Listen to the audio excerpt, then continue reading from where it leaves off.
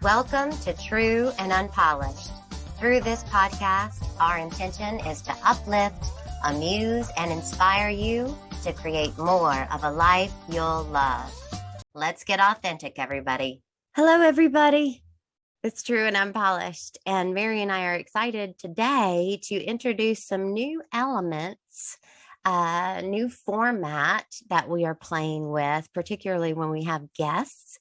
We want to do this new format. We want to work it into whatever the theme is that we're talking about. So that's what we're going to do. This is a good example of how creativity and inspiration strikes, because we've been doing this. Well, you've been doing it for well over a year, the podcast, and I have been doing it with you for a while. And we just had this inspiration. That's right. This past week. So I'm excited. Yeah. And you know what? That is the way that it is. Like if anything worth doing is worth doing badly. Like you have to do it for a while. Oh, God.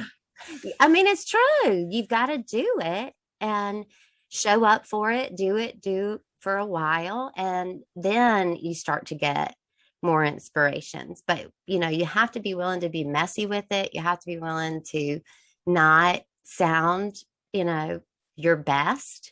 And I think that we should pat ourselves on the back because God knows we've done that. Yes, we have. And that really goes along with my true moment. That's right. Which you have yet to tell everybody about, but okay, I'll do it now. I'll do it. I promise. Okay. So what the elements that we want to include are asking a guest, and today asking each other to share a true moment that they've had recently, an unpolished moment that they've had recently, and then something that they are trying to create more of in their life. Do y'all love it? I love it. I love it. Now, all ideas are good. Right.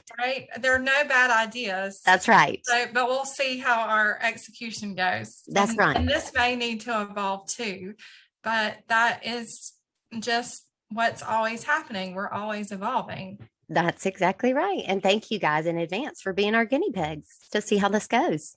Thank you. Thank you. I think that, Mare, were you going to start us off with a true moment in your life, a true moment recently? Yes. And I think this is something that I've hinted around recently. But I think it's really gotten to the point where it's just overwhelming and I can't sort of hide from it, run from it. There's no amount. It doesn't seem like there's any amount of meditating that I can do to avoid this is how I feel. And y'all know, that I am a feeling person. I mean, that's who a big part of who I am. Obviously, we're all feeling people, but that's a big part of my experience as a human. So I just can't avoid my feelings. And the way that I've been feeling for quite a while is tired. And I don't know. It seems to have hit me really hard in the last couple of months before like when the pandemic first started. I actually felt really good. I was inspired. I was leaving my job. I felt like I had this new opportunity in my life. And so while I knew that the pandemic was affecting other people and I felt compassion for those other people, that for me personally, it was an easy time where I felt like I had permission to kind of slow down and kind of do things on my terms. And I wasn't forced to get up every day and be, on call for whatever my employer was expecting from me. Yeah. So now, what is true though is that there's this feeling of I've talked about the imposter syndrome, and it's really flooding me right now, this feeling of being tired and also feeling like an imposter, that I can't be human almost. And so, and this is all I've put this all on myself. So it's not because anybody's doing it to me. As a matter of fact, in my whole life, this is the most I've probably ever had no external obligations. It's the least amount of external obligations that I've had, certainly in my adult life. And so, I've kind of been thinking about that and how to move past it, because my choices are to change what I'm doing or to just give up. Yeah. And I really feel sometimes like I just want to give up. Wait, are those the only two choices that you think you have? Well, I can accept where I am, I guess. Yeah. Yeah. And I maybe mean, pause. yeah, I think I was listening to Michael Singer today. I think his message is, every behavior that we engage in, everything that we do, we have a choice. Yeah. And I mean, that's true, whether we feel like we do or not, we Right. really do have a choice with every behavior. And so if I'm choosing to think I'm so tired, or I can't handle this, or I don't want to do this anymore, then that's on me. And Yeah. so then what happens is us just sort of feeling like beating myself up over how I'm feeling. Then I make it worse, so I feel Right. worse. Right. So that is the truth. That is my truth for this week. Can I? And Oh, sorry. yes, Can I say something about it? yeah. Okay. I heard you say that this is self-imposed. And I hear that, but I also think that to some degree it is not self-imposed. It is woven into our culture that what success is equals, money equals busy. I mean, really equals busy.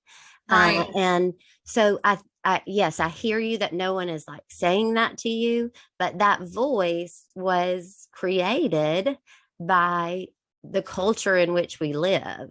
So, Well, and yes, I'm glad that you're saying that, because that is something that I've thought about, but it's still really hard to slow down. And this is what my programs are about. It's not about creating more wealth right, or financial success. I mean, that can be a part of it, but my programs are really about creating more peace and love and joy. yeah, And I use art as a tool to help people do that, but really it's not about art. It's about life. It's right, about creating a life that you actually want to show up for. right, And so I have been thinking about that, because I know that that's true. I know that if um, if our culture supported downtime, supported slowing down, hmm, and I actually feel guilty when my ninth grader, goes to school sometimes, and I don't. Yesterday she came home and she said, "Mom, I just had a really hard day. How was your day?" And I said, "Well, it was okay, because I gave myself a break today." And she goes, "I really didn't need to hear that. I love Why it. did you tell me that?" I love it. Yeah. So, I really can see it with her, as she is kind of reaching that age where the ego kind of becomes a container. I mean, her ego is really starting to develop, and Yeah, that's not a bad thing. But, as it develops, how do I help foster an ego that can set things down and set aside time to play and relax and have ease. Yeah. And you know what I would say though, Mayor, is that you are actually quite good at that. And, this is a moment where like you're having this moment because the people that you teach, the people that benefit from completing your courses, they need someone who has already gone through exactly what they're going through. I mean, Right. you stopped, your work in the outside and started your own thing, and you did it because you wanted to create more peace and joy in your life. And Right. there are going to be hurdles. And so you are going to be able to speak from a depth of experience because you're going through this time. Like it gives you more credibility, not less. Yeah. Yeah. And I think on good days, I know all of that is true. Of course. So Of course. how do we get through the hard days? Yeah. Exactly. Feels like you can't even get out of bed or pick yourself up off the floor. Right. So Absolutely. and that's a little bit dramatic, but sometimes it when we get stuck in these truths that aren't really helpful, then it's hard to pull ourselves up. Yeah, it is. It is. And that's why it's important to have a support system like you and I have so that I can mirror back to you what you've forgotten, Right. temporarily forgotten. And the same, for me. And it leads to my unpolished moment, what I want to say next, because it actually applies to both your true moment and to my unpolished moment. Right. And I think we both figured out that maybe true and unpolished are the same. They are, but then I looked at the word true and I thought, you know what true is? True can be true to myself. Where was I true to myself in my life and maybe advocated for myself, stood up for myself, that sort of thing. So it can be the same, but I think there are ways to look at both that really set them apart. My true moment, which is that your true or unpolished moment? Yeah, no, I'm not going to share my true moment, but my true moment was a one in which I showed up for myself. But today I'm going to share my unpolished moment. And before I say it, I want to say that I think this pertains to both your true moment and my unpolished moment. And that is that imposter syndrome, part of why it exists is because there is an unrealistic expectation that people like a therapist should be completely, mentally well all the time because they are a therapist and that's what makes them a therapist. And that's just BS. And the same is true. It's not achievable. No, and the same is true for ministers. That we're not people, that we don't have these things going on. There's this old notion that we're somehow floating above reality and, we don't have any problems. We don't have any struggles. And it's just not true. And you could go down the list of occupations and I promise you, it's there in every one of them. You know what I mean? Right.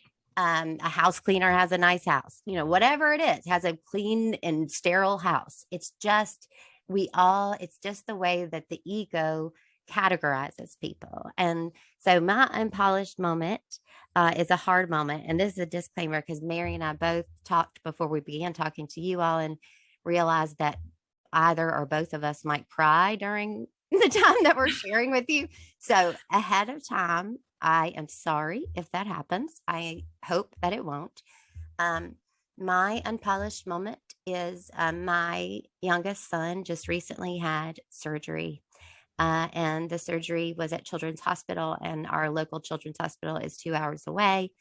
And this has been a long, difficult process getting to this surgery.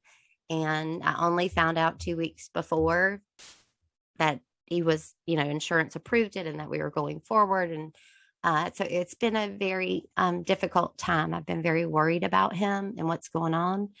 And so we had surgery, and I didn't get any sleep because I found out the morning before the surgery that we had to be at Children's Hospital at 7 a.m. when they had told me before we didn't have to be there till 11 a.m. They changed his surgery time.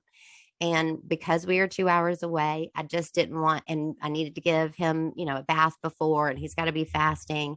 And I just didn't want to have him go through this car trip because he's not great with car trips anyway. So my husband and I and my son went and spent the night, and my mother-in-law stayed with my other son.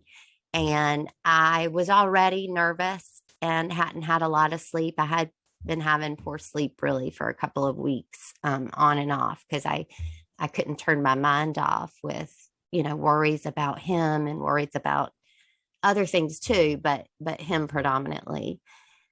And so we were in a hotel room, and I never sleep well when I'm not at my house. Well, that is the truth. Yeah, I just don't sleep well. So I got very little sleep. I would say probably 2 and a half hours, maybe. It was just fitful, open my eyes, close my eyes. And then we had surgery. And then, we came home, and the very next day, by the time we got home, it was 5 o'clock in the afternoon. And the next day I was to have an all day training with work. And that night I got probably the same amount of sleep. So I'm going into this all day training with, maybe 5 hours of sleep over the past 48 hours. And my son was at home. I was the only one there with him at the same time because this is a virtual retreat. And he didn't feel well, and he's got all. So I started to really worry about him and called and spoke to Children's Hospital and all of these things. And meanwhile, I'm supposed to be at this training. So I tell them that I'm going to be late. And they tell me that's fine. And so I go through this all day training when I finally get to it, because I wanted to make sure that I knew my son was okay before I checked out. Which is another thing about this pandemic, working from home and kids and juggling all that. But so I went through the training and I made it, and I was exhausted. It was 5 o'clock. I was exhausted. And it was over. And the person giving the training asked if we would all stay an additional 10 minutes. And during that 10 minutes, something took place that was very hurtful to me. And hurtful is the way to say it, but it's too light of a way to say it.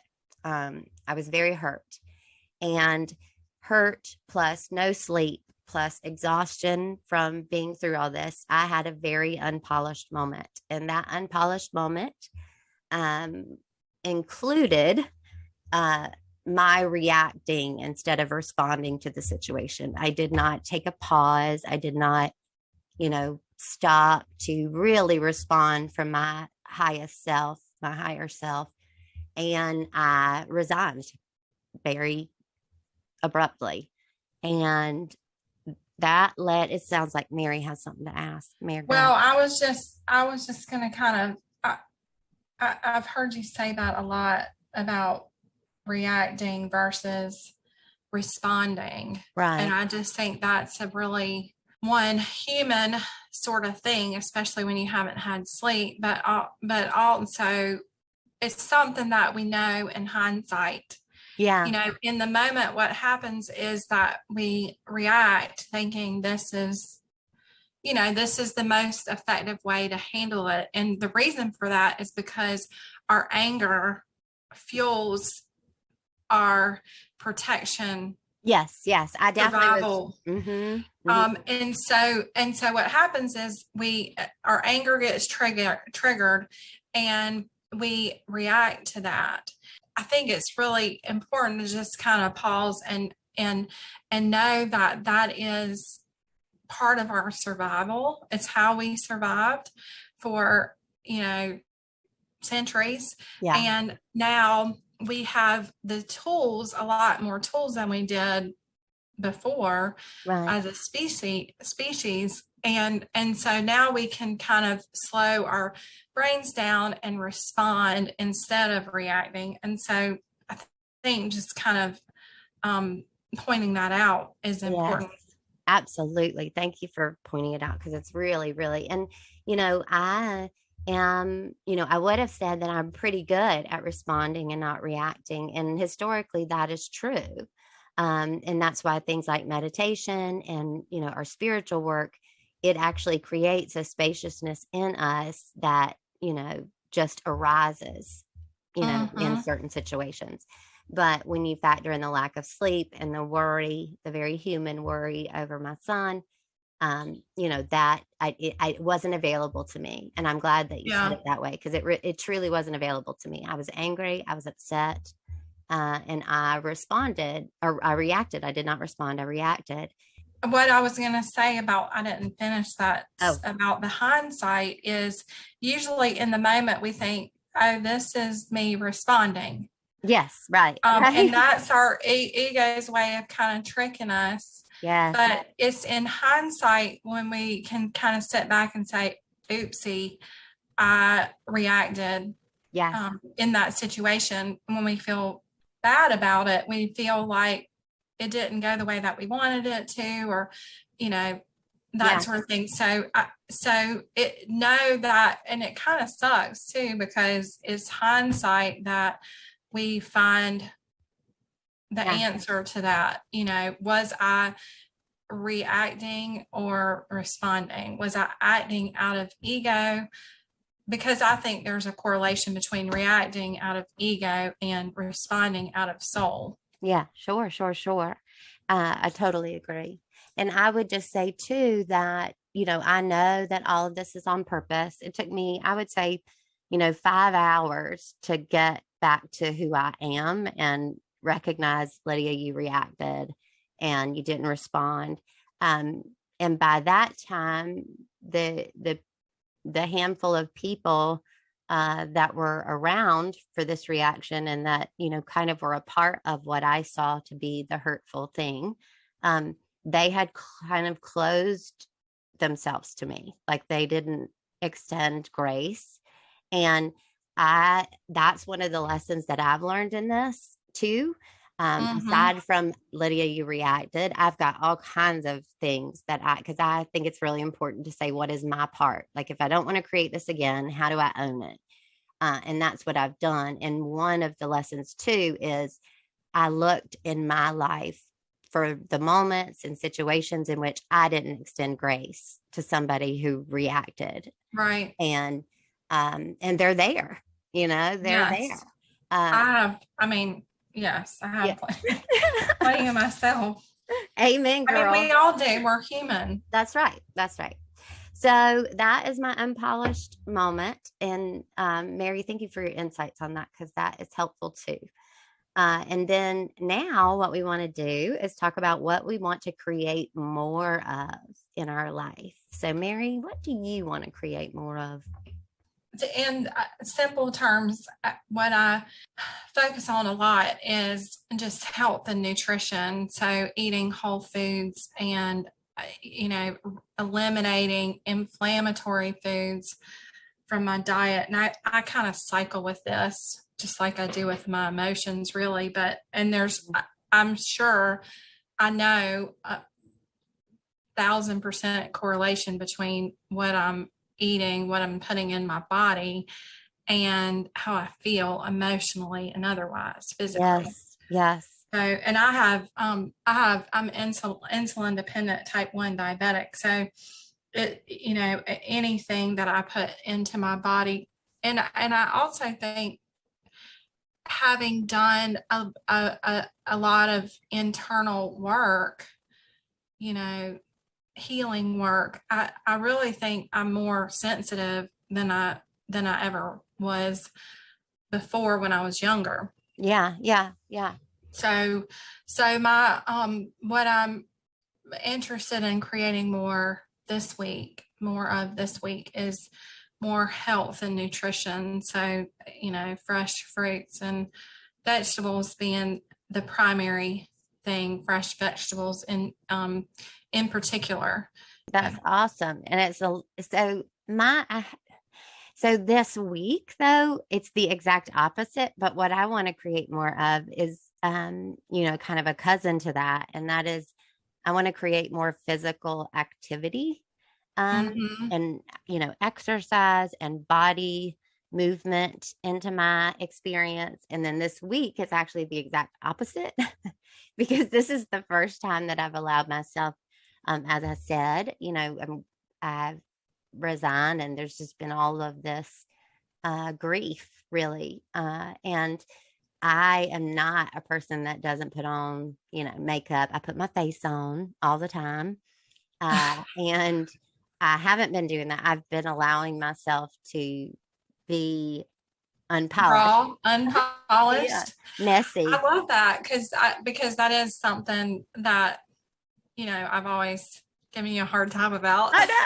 I know. And then, but you should have seen her face, y'all, when I logged on to this and she saw what I looked like. She's like, oh, I didn't, what's and going no, on? absolutely no way was I'm I teasing. I'm teasing. surprised. She didn't. She didn't. She did. So I want to create more physical activity and movement, but I'm also weighed down by grief right now. And Mm, so I'm trying to create more allowing and non-judgment of myself and of yeah. the situation, because I'm still, hurt. I'm trying to forgive. I'm trying to Well, create you more know forgiveness. that you can actually pair those two together because so exercise is such a good tool. I mean, it's like medicine. Food is medicine too, but exercise in particular, and when I work with clients and people hate to exercise, I think the mentality is about weight loss, but shifting the mentality to mental health and knowing what exercise does to each emotion, and Yeah. particularly anger and anxiety are both energy emotions. And Yeah. so if you exercise with the intention of burning energy, then you are going to decrease your anxiety and anger. So Oh, that's that means awesome. mindfully, not ruminating, not thinking about the thing that you're anxious or angry about, Hmm. then it will burn energy. It works the same way for grief. Yeah. So with sadness, what you have to do is act opposite to the emotion, which grief is intended to slow us down and stop. So, if you had an injured ankle, like a broken ankle or something, you wouldn't run Right. on your ankle. I mean, you wouldn't run on that injury. And so when grief hits us in the way that it's hit you, you've got to give yourself a little grace. But then what happens, like after you have surgery or something, what do they tell you? The first thing is get up and walk. Yeah. Like if they come to get you to walk, then that's absolutely what you want to do, because your body starts to tense up and it Hmm. becomes more painful if you wait past that point. And Um, so acting opposite and doing the exercise anyway could be the key to help you. oh, I Um, love that. I love that. And that's the thing. I think it's being mindful of when it's time to get up. And I think I'm kind of almost there to, yeah, recognizing that, indulging in the grief. Maybe that's the wrong way to say it, but indulging in the grief by not moving starts yeah, to hurt me. So it's, giving myself grace to not move and then recognizing when now it's time to act opposite. And I right, think that's another time where it's important to have supportive people around us who right. can see it when we can't. So I'm grateful again for that tidbit. Yeah. So, what do you think about the new format, Mayor? What do you think about the elements we're going to introduce with guests? What I think is I would love to hear feedback from all of you. Like, I think that we have something here that goes along with what we're trying to share with our Yeah. listeners. And I also think it would be really helpful to hear back from our listeners about what you want more of and what doesn't work for you. Yeah. That's right. So tell us, message us. You don't even have to post it where everybody can see it. You can message us. So do that, everybody. We need your help. Well, it's been another exciting episode of True and Unpolished, the podcast. Let's see what happens next.